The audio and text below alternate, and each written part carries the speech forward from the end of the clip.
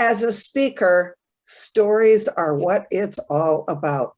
In fact, many speakers say that a good talk is a story, your point. A story, your point. A story, your point. So I'm going to give 3 stories today, all with points about how you may want to think about stories moving forward. The first story I'm going to tell you is a family story. It is about my grandmother when she was 12 years old. My grandmother was the youngest of 5 children, 4 girls and a boy, and they lived in a sod house on the prairie near Pueblo, Colorado. Now, being a sod house, it was made of dirt, right? The walls were all blocks of dirt. And in order to try and keep some semblance of cleanliness in that house, they lined the walls with sheets. And once a year, my great-grandmother would take those sheets down, boil them outside, then iron them with this iron heated on her wood stove, right? And then hang them back up again. So it was a pretty primitive life there on the prairies outside of Pueblo. Well, when my grandmother was 12 years old in 1910, she got very sick. And her parents, she wasn't getting better and she wasn't getting better. And finally, they decided they had to load her into the wagon and drive her into town to see the doctor. So they did that, and it was an arduous couple of hours of trip, but they got there.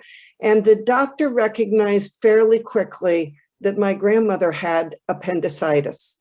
Now, he knew that with this condition, you had to remove the appendix quickly or the patient would die.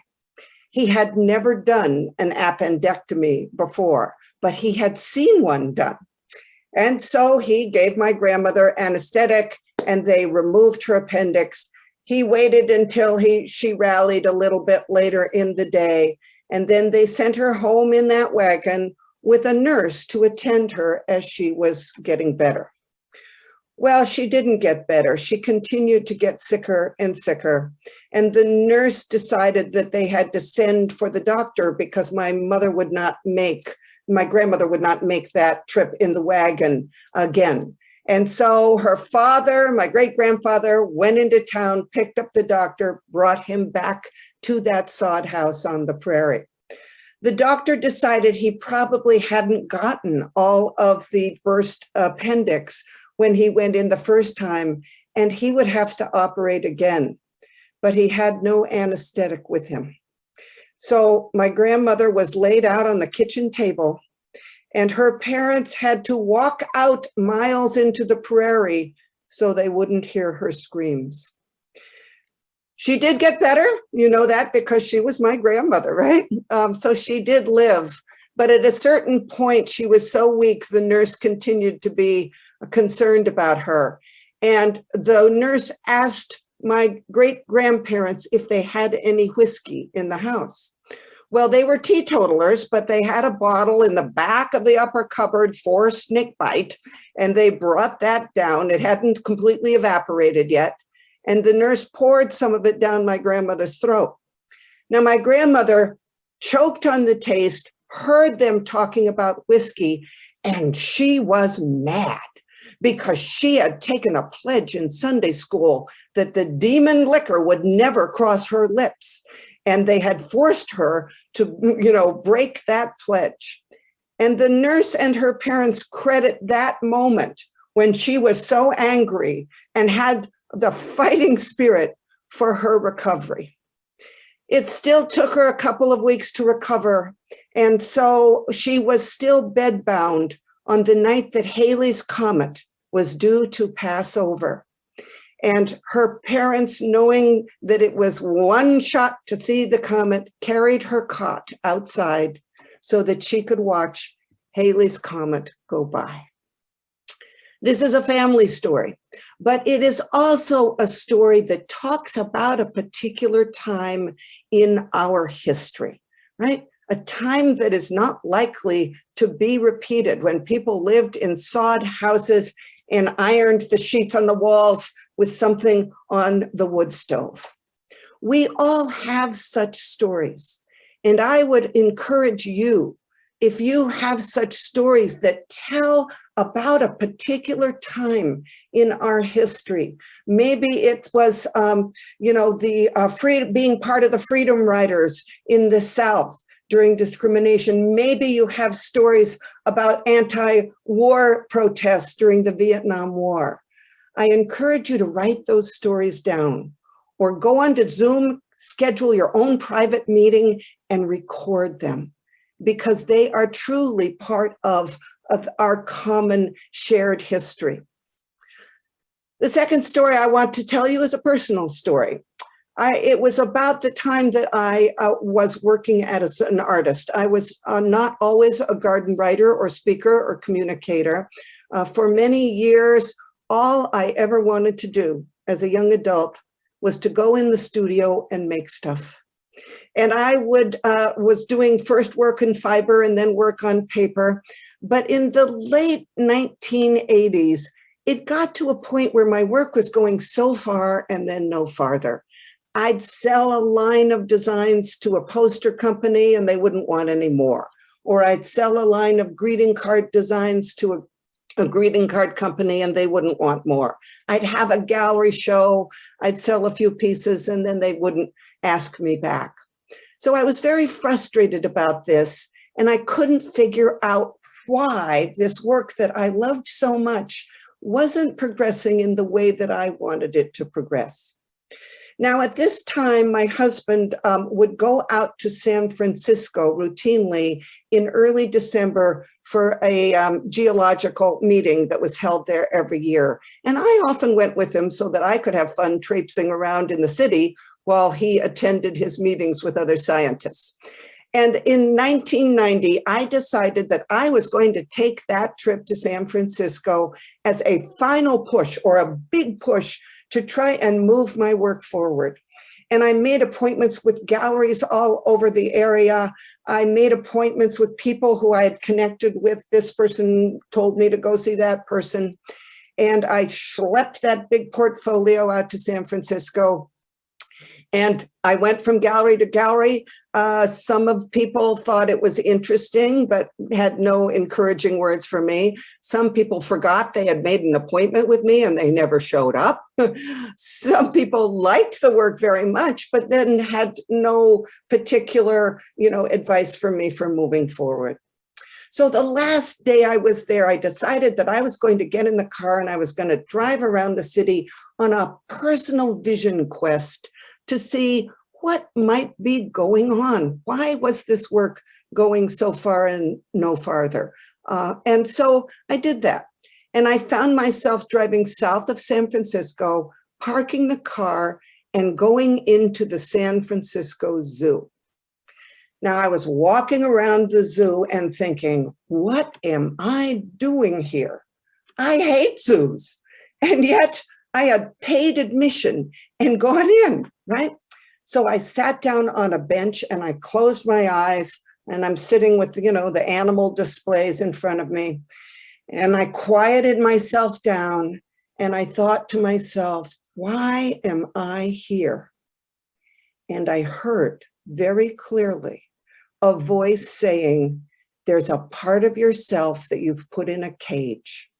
Now, I'm all excited. My eyes fly open. And of course, I'm looking at a cage of animals, right? And I'm all excited. And I'm saying, what part? What part? And I got nothing, nothing else. So I came away from the trip to San Francisco with that. But about 2 weeks later, I saw that a psychic channel, Pat Rodegast, who I had experienced channeling a personality named Emmanuel before, and knew the validity of the information that she gave. She was channeling in the mid-Hudson Valley where we used to live. So I told my husband I had to go out for the weekend. And I went out And this event was being held in somebody's living room, and it was a group of maybe 25 people there to hear Pat channel.